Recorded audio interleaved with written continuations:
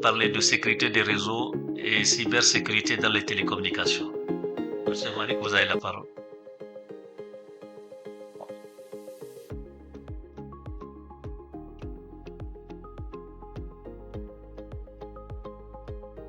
Merci professeur donc pour cette introduction. Je suis très ravi d'être parmi vous et à la fois très humble aussi d'être entouré d'experts et de personnalités d'un niveau remarquable et mon humilité est d'autant plus grande que je parle après eux. Donc je posais toujours tout à l'heure la question à professeur Dioum en lui disant qu'est-ce que je vais dire finalement. Donc parce qu'ils ont fait le tour de la question.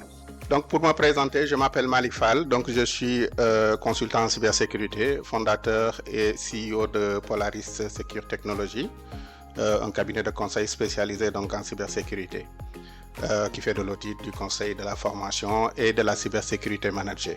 Donc la cybersécurité c'est mon dada, donc c'est mon monde quoi, donc c'est là où je suis presque né. J'ai grandi jusqu'à maintenant, une vingtaine d'années d'expérience dans ce domaine.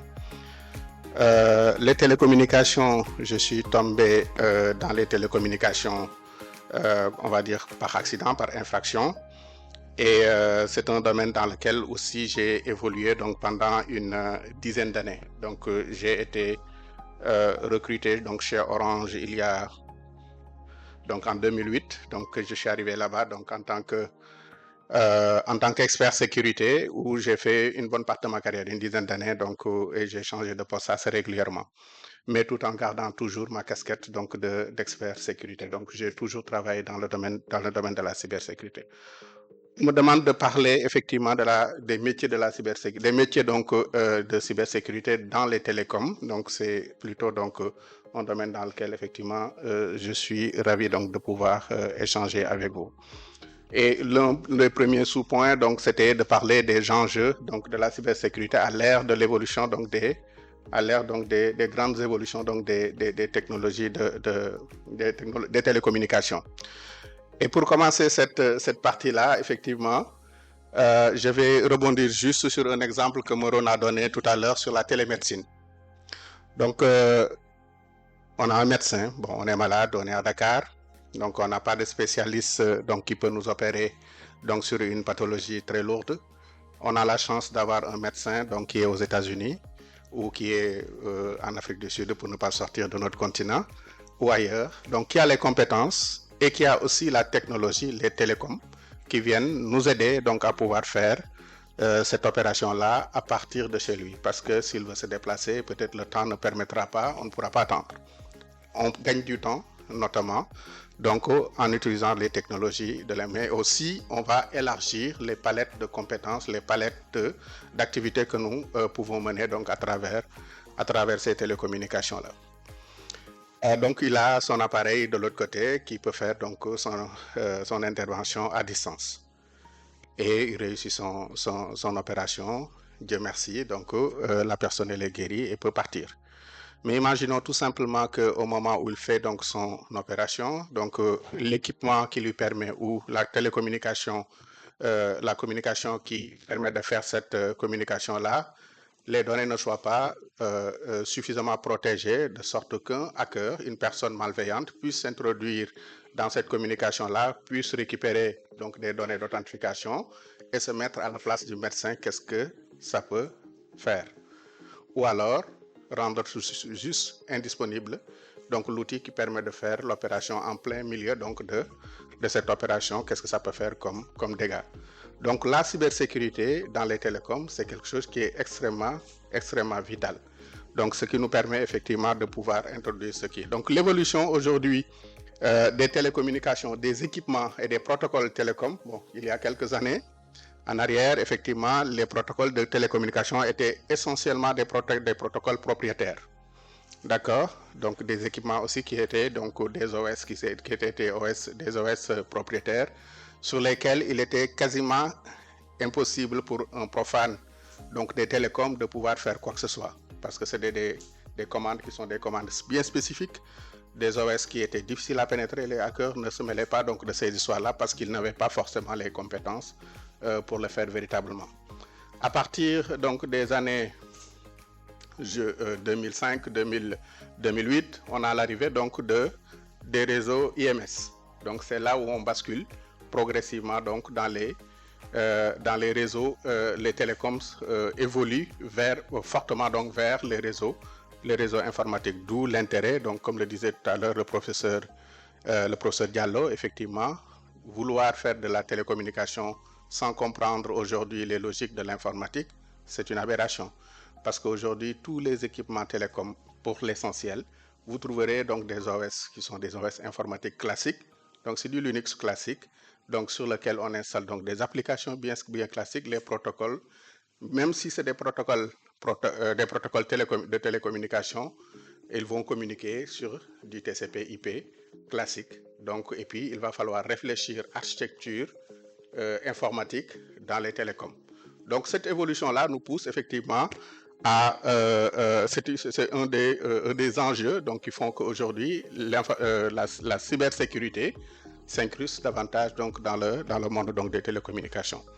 Aujourd'hui aussi avec l'avènement donc de la 5G, des réseaux en tout cas à grande vitesse, la 5G et la fibre, on a une évolution rapide aussi donc des télécommunications et des services autour des télécommunications, notamment donc avec l'IoT. L'IoT aujourd'hui est devenu effectivement une réalité indéniable. Hein. Donc avant où tout le monde partait, on pouvait aller passer nos journées, nos nuits où on voulait. À partir du moment où on n'a pas envie qu'on nous découvre, on ne peut pas nous découvrir. Là, aujourd'hui, tout le monde part avec plein de choses qui le tracent. Donc, on a notre téléphone, un objet connecté. Certains ont une montre connectée, d'autres ont une voiture connectée, ainsi de suite, ainsi de suite. À la maison, on est connecté. On a plusieurs, effectivement, IP qui permet aujourd'hui de nous localiser. L'Internet des objets médicaux, hein, donc qui est effectivement une avancée fulgurante en termes aujourd'hui donc de télémédecine qui permet d'aider véritablement à faire progresser donc la médecine convenablement, qui est une chose qui est très bien, mais effectivement qui nécessite aussi d'être encadré, d'être supervisé, d'être voilà. Quand vous entendez ces dernières années des attaques dans des hôpitaux qui réussissent avec des ransomware qui fonctionnent très bien, la raison c'est très simple.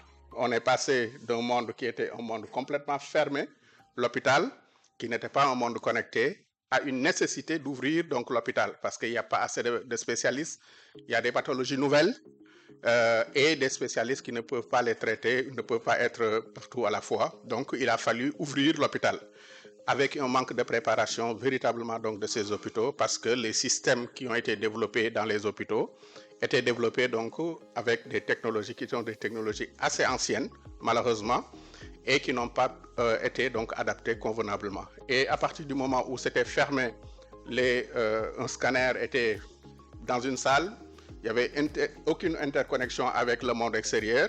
Et maintenant, on a un médecin qui est à quelques milliers de kilomètres qui doit véritablement superviser donc l'opération, qui véritablement doit réaliser donc le scanner pour pouvoir donner un avis sur cette partie-là. On a ouvert donc ce système. J'ai eu la chance une fois d'intervenir donc chez General Electric Healthcare en France, donc où effectivement on m'a parlé de leur système, comment ils le développaient. Bon, c'est pas un secret, hein, donc ils sont tous pareils. C'est des systèmes qui sont développés depuis les années 2000 ou avant, d'accord, avec des OS qui existaient en ce moment, qui ont été mal développés en ce moment-là par rapport à ce qui existait en termes de technologie de développement, très adhérents au système, à l'OS. Et généralement, c'est des OS Windows NT ou avant 3 XP. Voilà, donc c'est des systèmes qui 95, 98. C'était des systèmes qui sont développés vraiment de façon très adhérente au système. Et je leur dis pourquoi vous ne faites pas des évolutions donc de ces applications. Ils nous disent le cycle de développement et de test juste pour arriver à adapter le code à un système nouveau est beaucoup plus long que la vie même donc de l'OS. On a commencé par exemple sur du Windows, je ne sais pas lequel qui est le plus récent. Et avant qu'on ait terminé de développer donc notre application pour que ce soit adapté à cette nouvelle version de l'OS, cet OS est déjà obsolète. On est passé à une version ou deux Donc finalement, ça sert pas pour eux, donc ça sert pas à grand chose de continuer. Donc la logique qu'ils avaient, donc il faudrait que le système soit dans un vase clos, tout simplement. Donc pas connecté, tout simplement. C'est des mécanismes de protection que l'on a encore donc dans l'industrie qui n'évolue pas très vite. Effectivement, donc on met un système qui n'est pas connecté, mais jusqu'au jour où il va falloir l'ouvrir et puis malheureusement ouvrir la porte aussi aux hackers qui facilitent effectivement ces types d'attaques. Donc l'industrie donc de médicale et puis l'industrie donc 4.0, l'industrie de façon globale, hein, comme les télécommunications. Quand je suis arrivé chez Orange en France, je suis arrivé formé expert sécurité, donc cryptologie, sécurité codage de l'information avec mes connaissances en informatique, donc avec toute ma batterie donc de façon de réfléchir, de faire. J'arrive, je dis, bon, je donne mes requirements, donc ce qu'il y a lieu de faire tous les mois, tous les ans, tous les machins, ainsi de suite. Ben, parmi ce qu'on préconisait, comme tout le monde, comme tout bon expert sécurité va dire, donc la partie patch management. Il faudrait qu'on patche les systèmes. Ben, ces systèmes étaient des systèmes où on me dit non, ça c'est pas possible. Hein. Bon, c'est pas possible quoi? Le système existe depuis 15 ans. Personne ne l'a jamais touché. Ça n'a jamais été arrêté, ça n'a jamais été patché et il n'est pas question de le faire. Bon, ça, pendant des mois, ça m'a donné des boutons. Je me dis, c'est une aberration des systèmes qui fonctionnent, ben, qui est censé, ben, un système informatique, quoi qu'il en soit, hein, qui est censé, mais il m'a fallu beaucoup de temps pour comprendre que, effectivement, on peut se retrouver dans des situations comme ça où on ne peut pas passer un certain nombre de choses pour des raisons qui sont des raisons complètement valables. Si le patch, si le médicament est plus grave que la maladie, mais il faut ne pas le prendre. Hein. Donc, si le patch va générer une régression, un arrêt du système, un dysfonctionnement du système sur une longue durée, mais on ne va pas le faire. Il faut essayer d'utiliser d'autres mécanismes qui permettent de protéger donc ce système-là de cette façon-là. Donc les services également qui sont la virtualisation, le cloud, et ainsi de suite, tout cela, ce sont des enjeux nouveaux donc, qui permettent d'accélérer effectivement tout ce qui tourne autour donc, des télécoms. Donc, et les services digitaux et télécoms de façon globale. Donc, l'IT, je l'ai dit tout à l'heure, l'IA, les services de mobile money, donc en Afrique, c'est une réalité indéniable. Hein, donc, et tout ça, donc, tous ces enjeux-là créent effectivement une évolution. Cette évolution crée effectivement une augmentation donc, des surfaces d'attaque. Donc, plus d'objets connectés, plus de systèmes qui devaient être fermés qui sont ouverts. Plus de services nouveaux donc, dans le système, autour des télécommunications, des protocoles qui sont plus accessibles aux hackers en passant donc, sur du full IP. Donc tout cela crée effectivement donc, une augmentation des surfaces d'attaque. Et pour cela, effectivement, il faudrait qu'on puisse adapter effectivement nos mécanismes de pensée et puis notre réaction face à ces différents problèmes, ces différents enjeux. Donc, adapter les compétences cyber aux problématiques nouvelles. Donc, les problématiques nouvelles de sécurité, donc la sécurité décentralisée. Avant, on n'avait rien. Après, on a notre firewall. Le firewall, c'est de la sécurité périmétrique. Ça veut dire qu'on a notre maison, on essaie d'ouvrir une porte dans la maison, on met un gardien devant qui filtre, qui doit entrer, qui doit sortir. Maintenant, la maison, ce n'est plus le cadre là. Hein. L'enfant est en France, l'autre il est aux États-Unis, l'autre il est en Angleterre, et puis tout cela il faut le gérer quoi. Donc il faut réfléchir donc de façon globale pour assurer donc une sécurité de façon dans un environnement qui est un environnement décentralisé. Aujourd'hui, l'IoT typiquement est un exemple particulier. Quand je sors de chez moi, qu'est-ce que je fais de ma montre connectée? Qu'est-ce qui me garantit une protection de cette montre? Qu'est-ce que je peux faire en termes de protection de cette montre connectée? La voiture qui est connectée aussi, qu'est-ce que je peux faire? Ainsi de suite. Le cloud, donc, et puis la vitesse aussi, c'est une autre problématique, un autre défi donc, de la cybersécurité. Là où on passait donc, à des réseaux où les meilleures connexions, c'était du 20 gigas. Je me rappelle quand on commençait à avoir effectivement l'Internet, ceux qui avaient l'ADSL à 20 gigas, c'était les rois. Là, on est dans des environnements où on a de 20 mégas. Là, on est sur du 2 gigas aujourd'hui. Donc, comment gérer cette avec maintenant la 5G aussi qui apporte aussi sa complexité et c'est d'autres problématiques qu'il va falloir gérer. Et la quantité de données. Donc, on est dans un monde où les données font une évolution qui est extrêmement fulgurante. Donc, avec les usages que tout le monde aujourd'hui ont, tout le monde a donc des données des données donc à travers les réseaux, à travers les services que l'on utilise, ainsi de suite. Tout cela, effectivement, le big data, l'IA, donc nous pousse effectivement à adapter nos mécanismes de protection, à réfléchir autrement et puis à adapter donc notre système de défense. Parmi les mécanismes donc d'adaptation, ce qu'on appelle l'IoT sécurité, sécurité donc by design. Réfléchir, l'IoT aussi c'est un gros problème aujourd'hui, hein, donc qui facilite énormément les attaques parce que les gens font une course vers la création donc de nouveaux systèmes, de pouvoir les commercialiser, de faire de la rentabilité, sans pour autant prendre en compte les besoins de sécurité forcément. Donc beaucoup de systèmes, beaucoup d'objets connectés donc sont développés malheureusement avec pas la sécurité qui s'y est. Donc il n'y a pas de chiffrement en général, la cryptographie n'est pas prise en charge convenablement, ce qui permet effectivement de pouvoir s'introduire dans ces systèmes-là et de pouvoir les utiliser. Et ça a existé, donc des caméras qui ont été utilisées dans des botnets pour faire des attaques, ça on en a eu. Parce que ça a été, c'est des caméras qui étaient très bien faites, donc qui étaient user-friendly, facilement vendables, et puis malheureusement qui n'étaient pas sécurisées, donc on peut s'introduire dans ce système-là et les utiliser comme des machines zombies et participer à des attaques, ça c'est un problème. Il faudrait travailler sur cette partie-là. La partie authentification, la partie test et recette, donc sur ces différents types d'équipements. Protéger donc les données, y compris les données à caractère personnel également, parce qu'on a énormément de données qui circulent et on ne sait pas comment les gérer, tout cela. Donc il faudrait un travail effectivement qui permettra de renforcer donc la sécurité de notre patrimoine. Donc il faut changer notamment, donc comme je disais tout à l'heure, donc changer de paradigme, le professeur Djoum le disait, hein, donc de paradigme et l'approche sécuritaire parce qu'on a des problématiques nouvelles. La façon dont on réfléchissait avec de la sécurité périmétrique avec notre firewall qui fait les entrées-sorties, ça c'est révolu. Bon, et certains experts même qui sont très osés nous disent que les firewalls ne servent plus à rien. Bon, le gendarme devant le palais, c'est quand même toujours utile, ne serait-ce que pour le côté dissuasif, mais effectivement, il y a d'autres portes peut-être qu'on peut utiliser pour accéder là où il faut, qui seraient beaucoup plus intéressants.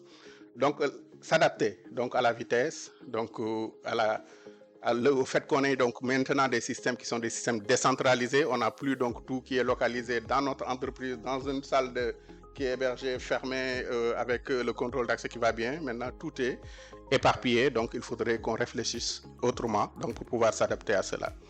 À la diversité plutôt, à la diversité donc des approches que l'on a aussi dans notre informatique actuelle. On a toujours les réseaux classiques, hein, donc je pense que ici, quand on cherche, on trouvera une salle qui hébergera quelques switches et des serveurs, mais vous aurez aussi quelque chose qui est hébergé dans le cloud, ainsi de suite, en mode SaaS, en mode PaaS, ainsi de suite, votre messagerie. Donc tout cela doit être pris en compte. Il faudrait également qu'on puisse s'assurer donc de la probité de ce que nous utilisons. D'où l'intérêt donc de ce que disait effectivement le professeur Djoum, effectivement, où les entreprises, comment dirais-je, nos États la plupart du temps, donc on est beaucoup exportateurs donc de technologie. Ben, à défaut de pouvoir faire soi-même, et il faudrait qu'on en arrive à cela, donc tous ont commencé par quelque part, hein, donc avec des solutions open source, faire de la recherche et du développement, pour pouvoir arriver à faire donc des solutions aujourd'hui qui se sont imposées dans le marché comme étant des standards.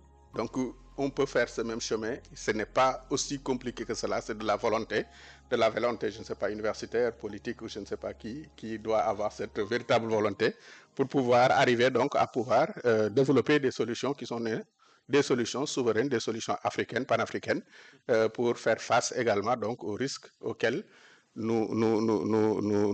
auxquels nous devons faire face. Donc, mais à défaut de cela, à minima, il faudrait qu'on puisse s'assurer de la probité de ce que nous utilisons.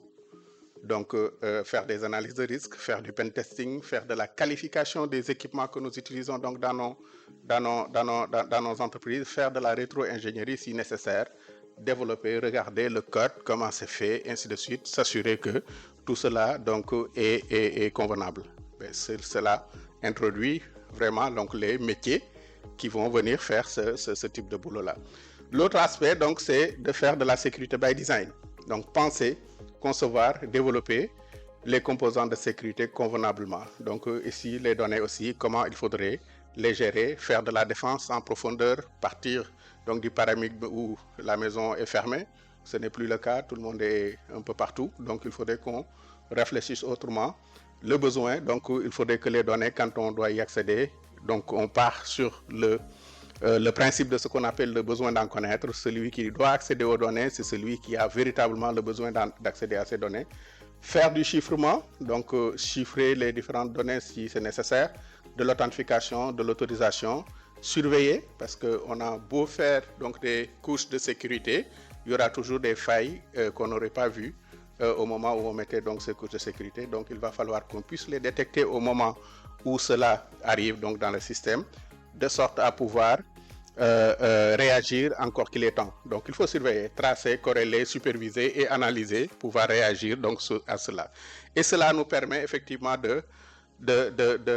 d'enchaîner donc sur les métiers pour compléter effectivement la panoplie donc de métiers qui ont déjà été annoncés donc par le professeur Diallo. Donc effectivement, de façon plus spécifique donc dans le domaine de la cybersécurité, il y a des métiers, ceux qui ont le rôle effectivement de penser, de développer et de tester donc les solutions de cybersécurité, ce qu'on appelle les directeurs les RSSI ou les DSSI, directeurs sécurité système d'information ou responsables sécurité du système d'information, qui ont pour rôle en général de définir la stratégie de cybersécurité. Ça, c'est des métiers qui demandent effectivement un peu de bouteille, un peu d'expérience effectivement pour y arriver.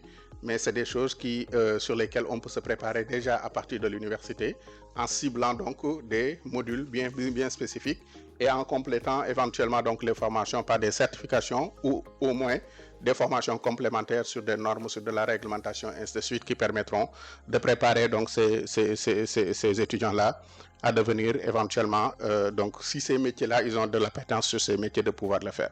De définir donc des indicateurs stratégiques, assurer du conseil, donc de l'assistance effectivement et le rôle d'information également donc et auprès donc des directions et des métiers. Les architectes sécurité, donc là les architectures bougent de façon régulière avec les innovations technologiques. Tout cela mérite effectivement qu'on puisse réfléchir autrement et de pouvoir s'adapter et de pouvoir apporter de la nouveauté donc de façon sécurisée faire face à ces nouvelles architectures. Des architectures sécurité, des architectures cloud sécurité, donc qui permettent de penser les architectures de sorte à pouvoir répondre, garantir que le système d'information est protégé convenablement. Le DevSecOps, donc il va parler tout à l'heure de DevOps, effectivement, qui développe. Donc, nous, on ajoute toujours la composante sécurité. Celui-là qui permet d'accompagner le développement des différents systèmes en apportant systématiquement donc ce besoin donc de sécurité donc dans le service qui sera développé in fine. Les pentesters et ceux qui font de la R&D, qui accompagnent aussi les équipes effectivement dans la prise en compte donc de la sécurité dans le développement des systèmes. Tester donc ce qui a été développé de sorte à garantir et à donner donc des assurances donc quant à la probité donc du code qui va être déployé, de réaliser effectivement donc tout type d'audits comme des audits pentesting, des audits de code ou des revues de configuration. Et puis parmi les métiers émergents, donc la supervision SOC. Donc ça nous avons la chance donc d'avoir recruté donc quelqu'un qui est sorti de votre établissement, qui aujourd'hui est notre SOC manager, qui pilote l'équipe, quelqu'un de qui donc on est très très fier. Il a été rejoint récemment d'ailleurs par une deuxième personne qui est aussi issue de cette école, en tout cas qui sort de très très très bons produits quoi. Donc les analyses SOC, donc la supervision de la sécurité système d'information, qui permet effectivement de pouvoir superviser, analyser, alerter, donc de sorte à pouvoir anticiper donc les différentes menaces. donc de contribuer au traitement des incidents et puis d'assurer une veille permanente à travers les différentes sources de veille, le Darknet, ainsi que donc les CERT ou les différents fournisseurs qui donnent donc des informations de cette nature-là. Les analystes de réponse à incidents, donc ceux qui font du forensique, donc ça aussi c'est un métier, ce sont des métiers voilà, donc qui sont très très recherchés actuellement donc en termes de cybersécurité, ceux qui ont la capacité technique, une forte capacité technique de pouvoir venir après un incident, de pouvoir intervenir donc pour pouvoir comprendre ce qui s'est passé, regarder le modus operandi, regarder les vulnérabilités qui ont été exploitées, essayer de traquer le malware, de le neutraliser dans la mesure du possible et de remettre le système d'information d'aplomb. Ça, ce sont des métiers qui sont très, très, très recherchés. Donc, pour revenir un peu donc, à une interpellation donc, le professeur Djoum m'a donné tout à l'heure, notamment donc, sur l'adaptation donc, le fait de faire évoluer effectivement les curricula et de faire travailler effectivement donc l'entreprise et et les écoles, de façon globale, l'université et les écoles. Je fais juste un retour d'expérience qui me semble en tout cas utile ou opportun donc, dans cette partie-là. Nous, le problème auquel on est régulièrement confronté, véritablement, c'est ça. On recrute des jeunes qui sont souvent très, très, très bons théoriquement. Donc, il leur manque souvent beaucoup de pratique et énormément donc, de soft skills. Voilà, c'est les deux composants que l'on constate de façon régulière, effectivement, donc sur ce qui manque à ces jeunes-là donc, quand ils sortent de l'école. Donc on sent qu'ils ont un bagage théorique qui est très très intéressant, ils comprennent tous les concepts, ils peuvent vous les dérouler comme il se doit, mais quand on les met devant donc des situations professionnelles donc où ils doivent réagir, ils ne savent pas comment réagir parce qu'il leur manque effectivement de la pratique donc par rapport à cela. Les soft skills encore c'est autre chose, donc là plein de choses quoi, donc la communication, comment on interagit avec le client, comment on accueille une personne, comment on accueille un client, comment on discute avec un client, comment on peut aider le client sans lui faire perdre la face, ainsi de suite. Ça c'est des choses sur lesquelles quand nous recrutons les jeunes qui sortent de l'école, sur lesquelles on passe énormément de temps. Souvent 6 mois, 1 an, avant de pouvoir commencer à en tirer quelque chose. Et malheureusement, au moment où ils commencent à avoir cela, ils foutent le camp. Merci beaucoup. Merci bien, merci bien. Je pense que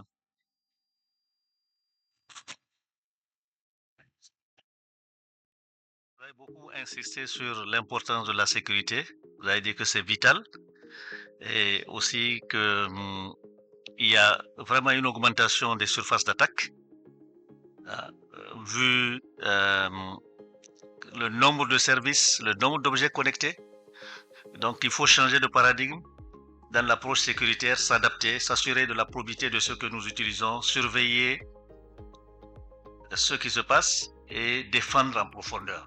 Je pense que j'ai pris l'essentiel. Donc nous allons, en tout cas je remercie tous les panélistes. Vraiment merci pour la qualité de vos interventions. Nous allons donner la parole à l'assistance. Nous allons prendre des questions. Et je remarque la présence du chef de service administratif de l'UFRSAT, M. Moussandoy. Merci d'être là. Donc on va donner la parole à la salle. On va prendre une liste. Donc vraiment pas trop de commentaires, mais si vous avez des questions, posez les questions. Je pense que c'est plus sûr. Il est déjà 18h20. Voilà.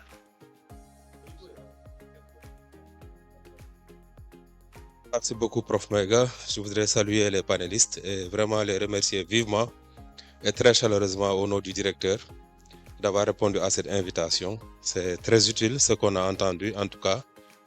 Et après nos panélistes, je aussi remercier nos professeurs, Prof Maïga, également Prof Chérif, et ceux qui sont parmi nous, n'est-ce pas, dans le public. Moi, j'ai une préoccupation majeure relative à la cybersécurité au sein de la haute administration publique. Cette année, en 2025, on a assisté à une attaque. Je ne sais pas comment on l'appelle techniquement, en tout cas, je dirais une attaque des services des impôts et domaines. du système d'information des impôts et domaines. Et ça, c'est extrêmement grave. Pourquoi? Parce que si on exploite la loi de finances initiale 2026, on verra que les impôts contribuent à hauteur de 56% des recettes de l'État. Comment un système d'information qui gère 56% de nos recettes a pu être aussi vulnérable pour être attaqué et être paralysé pendant beaucoup de temps? Je le sais parce que j'ai beaucoup d'amis aux impôts et j'ai vu comment ils ont vécu cette situation. J'ai une belle-sœur qui est restée longtemps sans aller au bureau parce qu'effectivement, elle ne pouvait pas utiliser sa machine. En 2025, les impôts ont contribué à hauteur de 3 000 milliards. 3 000 milliards. Donc, fondamentalement, notre économie repose sur les taxes. Imaginez si cette attaque, n'est-ce pas, en fait, si vous voulez, contamine les douanes. Ce serait la catastrophe. Donc, concrètement, comment vous avez compris ce problème? Parce que les impôts n'ont pas communiqué sur ce problème. Comment vous, en tant qu'expert, vous l'avez vécu? Et quelles solutions vous préconisez pour que vraiment, en fait, que nos systèmes qui génèrent l'essentiel de nos recettes soient verrouilleux, peut-être pas à 100%, mais qu'ils ne puissent pas être aussi vulnérables qu'il a été pour être attaqués à ce point-là. Voilà, merci.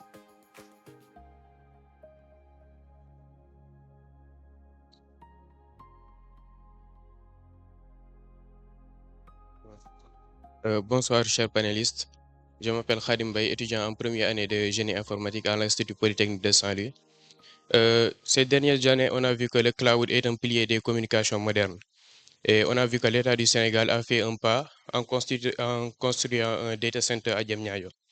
Ma question est de savoir, est-ce que ce data center sert réellement aux entreprises telles que Expresso, ou ces entreprises ont leur propre service de cloud privé, ou font appel aux services des gens du cloud providing tels que AWS, GCP ou Azure? Merci.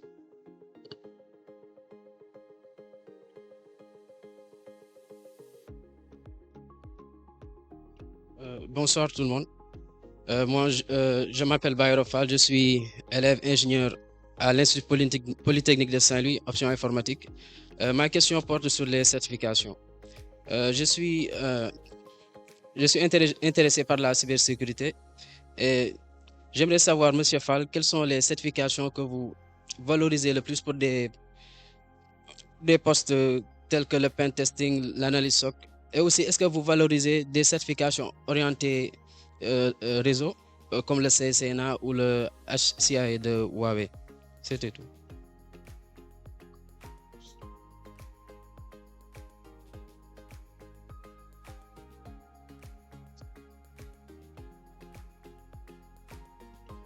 Tout d'abord, bonsoir chers panélistes. Merci pour vos interventions. Ma question s'adresserait à M. Ibrahim Djoum et à M. Malick Fall concernant les soft skills. Sachant qu'il est difficile de les acquérir à l'université et qu'en entreprise, il est aussi difficile d'avoir un stage ou même un CDD, comment peut-on les acquérir? Parce que certes, il y a des formations sur Internet, mais c'est plus de la théorique, alors que les soft skills, quand on en parle réellement, c'est la pratique qui permet de dire qu'on a acquis ces soft skills-là. Et pour M. Malick Fall, c'est par rapport à la cybersécurité. Nous, en tant que simples profanes, parce que je suis étudiante en MIAGE, comment on peut faire attention à la fuite des infos ou les attaques de cybersécurité en général? Merci.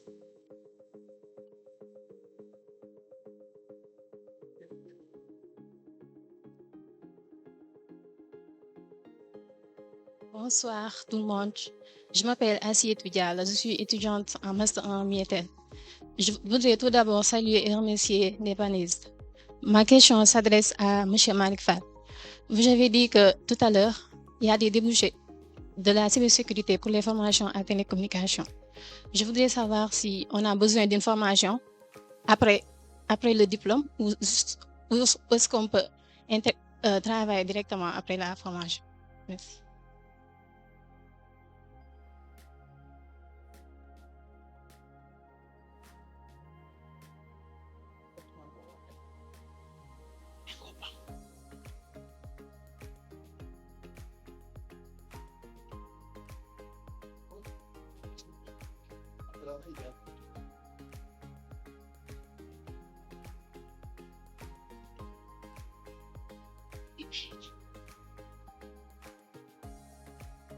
Bonsoir.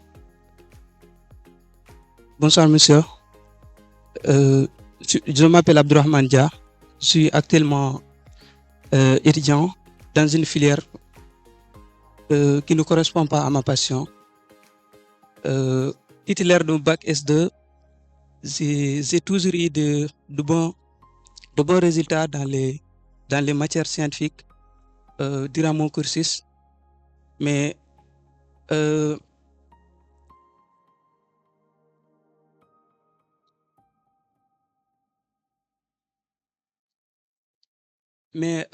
un accident de parcours en terminale m'a privé de obtenir mon orientation dont j'ai toujours rêvé. Aujourd'hui, je me sens bloqué. Aujourd'hui, je me sens bloqué au fait, mais ma passion pour les métiers scientifiques et technologiques reste intacte, comme ce dont vous parlez aujourd'hui. Donc, ma question est la suivante. Quel conseil donneriez-vous à un étudiant dans ma situation pour opérer une transition réussie vers les métiers des télécoms ou du numérique? Existe-t-il des passerelles, des formations certifiantes ou des programmes qui me permettent de rattraper le wagon des sciences appliquées et technologies malgré un début de parcours universitaire différent? Merci.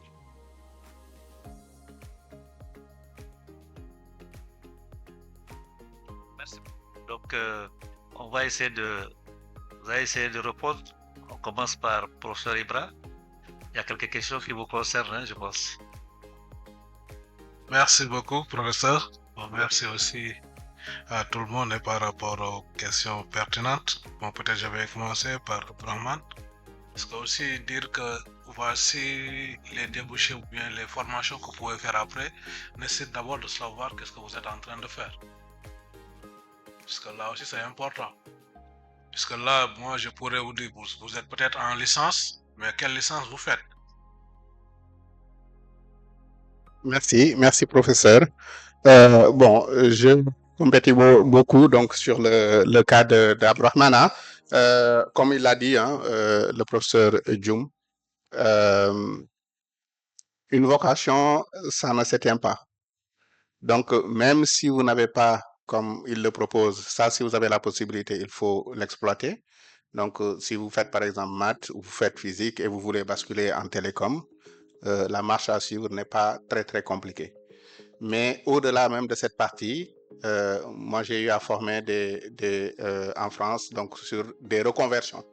Des gens qui ont commencé un cursus de juriste, un docteur en droit, moi j'ai eu à le convertir donc en consultant en cybersécurité. Des marketeurs, ça on a eu donc avec des cabinets que le professeur Diallo connaît bien, Capgemini ou Sopra Steria. Donc il y a une pénurie donc de besoins donc en termes de cybersécurité. Avec le pôle emploi en France, donc l'entité qui s'occupe donc de rémunérer les chômeurs, de leur financer donc une reconversion et ainsi de suite. Une entreprise preneuse à la fin, donc ainsi qu'un organisme de formation à 3 pendant 6 mois. Donc on fait une forte immersion des gens à qui on commence à apprendre le TCP/IP, sécurité système et réseau niveau 1, le niveau 2. Et puis, in fine, donc au bout de 6 mois, on les certifie ISO 27001 lead auditeur, lead implémenteur, ISO 27005 risk manager, et puis les convertir rapidement donc comme consultant en cybersécurité. Ce qui faisait droit. Donc, il y a une voie toute tracée pour eux dans le domaine de la cybersécurité, DPO, donc Data Prevention, ce qui s'occupe donc des données à caractère personnel. Il faut avoir des compétences de juriste, des compétences en cybersécurité pour être très pertinent dans ce domaine-là. Sur toutes les normes d'implémentation, ISO 27001 et autres, donc il y a un volet droit, donc sur lequel effectivement un juriste peut s'épanouir très fortement. Donc il ne faudrait pas éteindre donc une passion, une vocation, voilà, on la réalise. Après maintenant, savoir le bon moment où il est bon et les passerelles qui vont bien pour pouvoir arriver à cela. Donc c'est ça qui est important. Donc il faut pas se décourager. L'autre point, donc pour compléter encore le professeur Dioum, donc c'est la partie soft skills. Soft skills, c'est pas ce qu'on apprend à l'entreprise. Hein. Soft skills, c'est moi quand je vois madame ou les différentes les discours qu'ils ont tenus, ben ça c'est du leadership. Ça c'est effectivement de la communication. Ça c'est une personnalité qui s'affirme.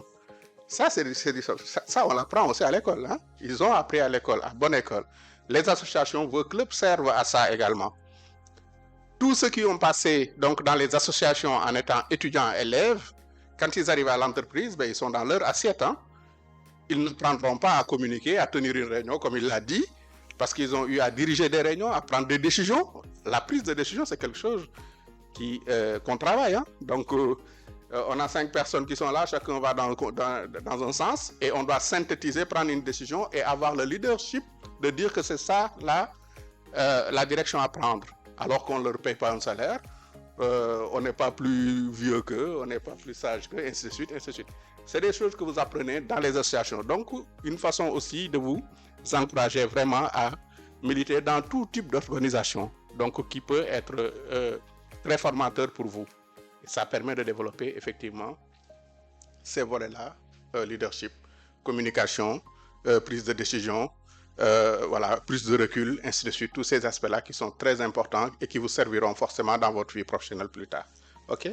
Donc en entreprise, on ne vous donnera pas des cours hein, de leadership ou de ça. Donc c'est des aptitudes que vous allez travailler et acquérir, mais ces aptitudes-là, n'attendez pas d'arriver à l'entreprise pour les chercher.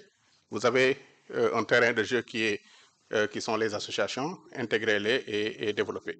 Donc pour en revenir à... Je n'ai pas retenu. Moussa, merci beaucoup en tout cas pour la question. C'est une question difficile.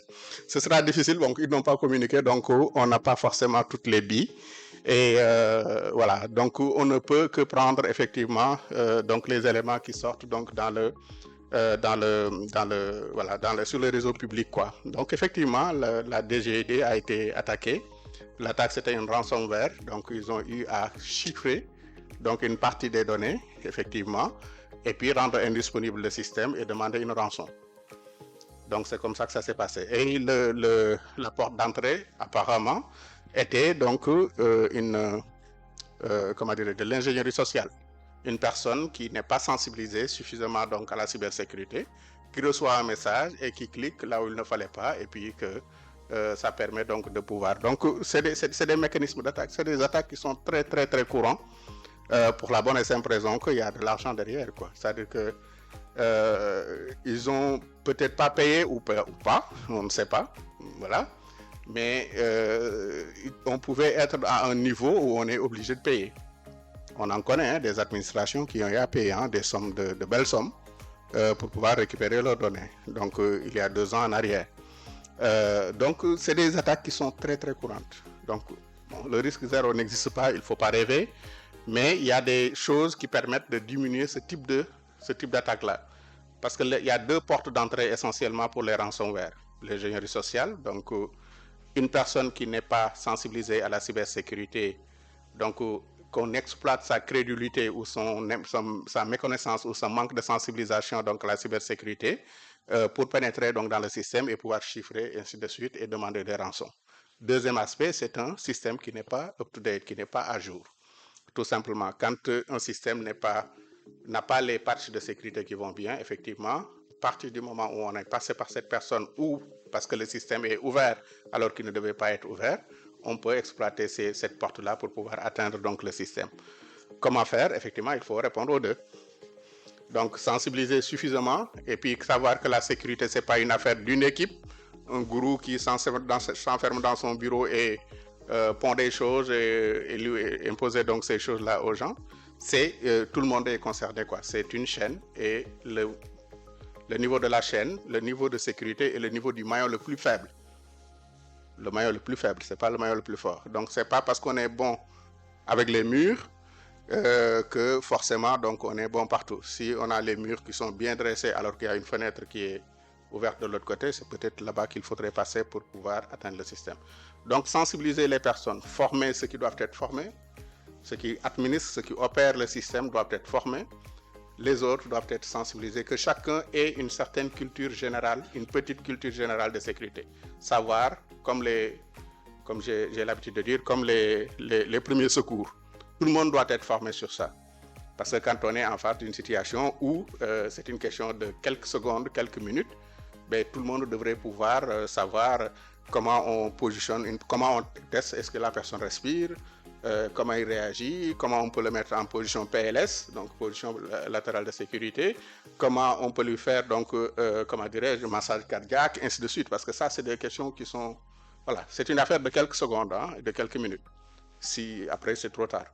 Donc tout le monde devrait avoir cette petite culture-là, la sécurité également, c'est cela. L'autre aspect, c'est vraiment de gérer le système de sorte à éviter donc, des systèmes qui sont trop vulnérables, qui sont exposés. Donc faire du patch management de façon régulière, et puis des systèmes qui ne doivent pas être patchés, avoir des solutions alternatives, les confiner, faire de sorte qu'ils ne soient pas accessibles de l'extérieur, ainsi de suite. Donc il y a des mécanismes qui doivent être faits, mais pour pouvoir y répondre véritablement, donc il faudrait regarder le use case, comment ça s'est passé véritablement, savoir le modus operandi qui a été utilisé pour pouvoir faire des recommandations qui sont, je ne peux que donner des recommandations qui sont assez générales. Voilà, effectivement, c'est assez catastrophique. Hein? C'est une mamelle qui part. Hein? Si la douane suit, c'est grave. Hein? C'est la famine. Hein? Attention. OK. Autre point, oui, Aérofal. Donc, sur les certifications, oui, effectivement, il y a énormément de certifications dans le domaine de la cyber. Hein? Donc, si ça dépend de quelle est ton appétence. Quelle appétence tu as donc en termes de cybersécurité. Donc, est-ce que c'est les parties techniques qui t'intéressent, du pentesting, de l'analyse SOC? Si c'est cela, effectivement, il y a des certifications qui sont bien spécifiques. Donc, le ethical hacking, l'OSSP, ainsi de suite. Donc, qui vont te donner les compétences, qui vont te donner la possibilité de prouver ta compétence dans ce domaine. La certification, ça sert à ça. Donc, est-ce que c'est la sécurité opérationnelle qui t'intéresse? Donc, aller manager les équipements de sécurité, ben là, effectivement, il faut aller faire les certifications donc produits. Donc, du Cisco, comment dirais-je, du FortiGate, ainsi de suite. Donc, ces équipements-là qui participent à la sécurité du système d'information, il faudrait aller faire ces certifications-là. Mais d'autres personnes vont être moins techniques, moins intéressées par cette partie technique, vont plus intéressées par la partie gouvernance, comme professeur donc avec sa liste de certifications, vont faire effectivement donc de l'ISO 27001, du CISA, ainsi de suite, des certifications de cette nature-là. Voilà, donc il y a plusieurs. Maintenant, il faudrait que tu saches effectivement qu'est-ce que tu veux faire véritablement, qu'est-ce qui te passionne, pour pouvoir dire il faut faire cette certification ou celle-là, ainsi de suite. Quoi. Donc il y en a beaucoup. Il y en a beaucoup. OK. Je pense que c'était l'essentiel des questions que j'avais. Donc peut-être Diallo. Donc est-ce que aujourd'hui, avec le diplôme, on peut aller travailler? Oui. Bon, il y a des choses qui manqueront, certes, tant que les curricula ne sont pas adaptés comme il se doit. Donc répondre précisément aux besoins donc, de l'entreprise, ou alors avoir la chance de faire, comme il l'a dit, de l'alternance, ou régulièrement des stages qui vous permettent effectivement, au sortir de l'école, de pouvoir être assez opérationnel. Mais aujourd'hui, il y a un travail à faire, quoi. Donc de revoir les curricula, de reprofiler donc effectivement les cursus, et puis regarder qu'est-ce qu'on doit avoir à la sortie. Est-ce que juste on a besoin d'avoir des étudiants qui ont un bagage théorique très important, général, qui peuvent répondre à plein de questions sans pour autant savoir faire, ou il faudrait plutôt spécialiser de façon un peu plus pointue en cybersécurité, sortir donc des analystes clairement, donc avec les certifications qui vont bien, avec la formation qui soit adaptée, sortir donc un pentester avec ainsi de suite, ainsi de suite. Voilà, donc là, il y a une réponse à apporter par l'école et l'université, et peut-être aussi par les entreprises. Nous, on y travaille, hein, parce qu'à un moment donné, ça coûte cher quoi, de recruter des jeunes, de les former pendant 1 an, et puis après qu'ils s'en aillent. Quoi. Donc, il faudrait que peut-être qu'on connaisse d'autres réponses, donc plus adaptées. Quoi. Donc, notamment sur les CPS, comment on les appelle, certificats professionnels de spécialisation, avec des structures comme le 3FPT, effectivement, qui accompagnent les jeunes, de sorte qu'on leur apprenne un métier. Voilà, pas bagage théorique, mais un métier. Ils sont opérationnels tout de suite. Merci. Maron, il y a quelque chose à ajouter? Parce que ça va servir aussi de tour de table. Ok, merci en tout cas pour la question. On a peut-être pour ajouter quelque chose sur les soft skills. Je crois que, comme l'a dit M. Maïga, par rapport à l'armée, je crois que il y a ce qu'on appelle, dans les pays comme les États-Unis, donc il y a ce qu'on appelle les séances de bootcamp, des exercices intensifs qui permettent à ce qu'un ingénieur, par exemple, puisse traiter à toute situation. C'est comme un soldat qui, voilà, en temps de guerre, voilà, doit résister. Comme l'a dit professeur Dioum, donc un ingénieur, il est disponible H24. On peut être là, on te dit que voilà, le réseau est down. Maintenant, là où tu es, donc tu dois se connecter et régler le problème en temps, parce que donc ce sont des coûts. Donc les exercices intensifs, donc de faire ce qu'on appelle des bootcamps, donc ce sont des séances qui permettent d'avoir ces skills pour s'adapter, donc voilà, être résilient. Donc voilà, ça aussi c'est un point que j'aimerais ajouter. Autre chose, c'est côté cybersécurité, par exemple, comme l'a dit. Bonsoir à tous. Donc, au nom du directeur de l'UFRSAT, qui est empêché, je voudrais remercier les panélistes. On sait que Saint-Louis est une région très lointaine par rapport à Dakar. Et y venir, ça vous coûte au moins 6 heures de voyage. Vous perdez carrément une journée. Je ne sais pas comment Kumba a pu faire pour vous décrocher. Mais sincèrement, je sais que si une telle activité, si on voulait la rééditer, je pense que des dispositions très favorables ont été manifestées. Prof Dioum l'a dit tout à l'heure, en disant même qu'ils peuvent se prendre en charge. Ça vraiment, ça mérite d'infinis remerciements. Donc on vous remercie d'abord d'être là, de la qualité de vos interventions, mais aussi et surtout de la volonté manifestée à revenir ici, effectivement à Saint-Louis.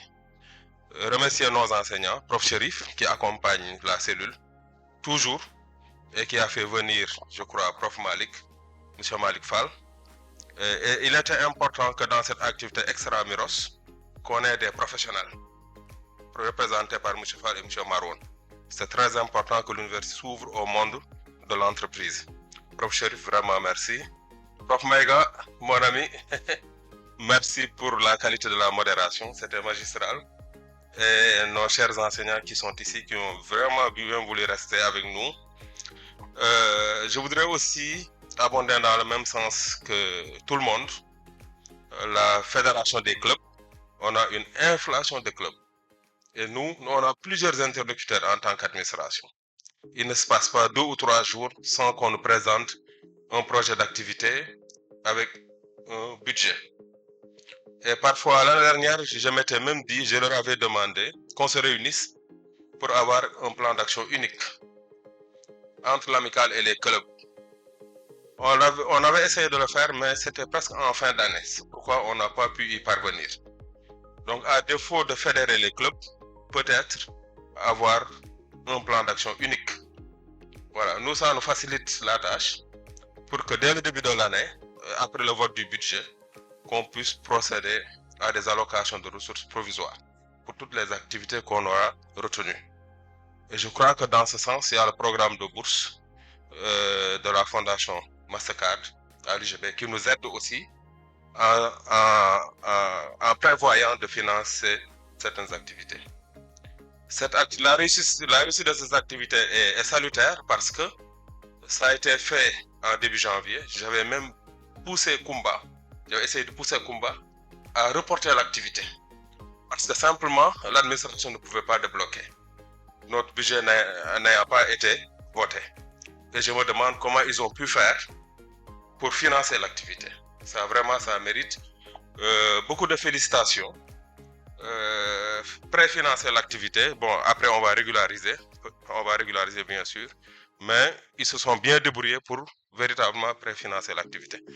Donc je félicite très chaleureusement le club Ciel Télécom sous le leadership de Kumba.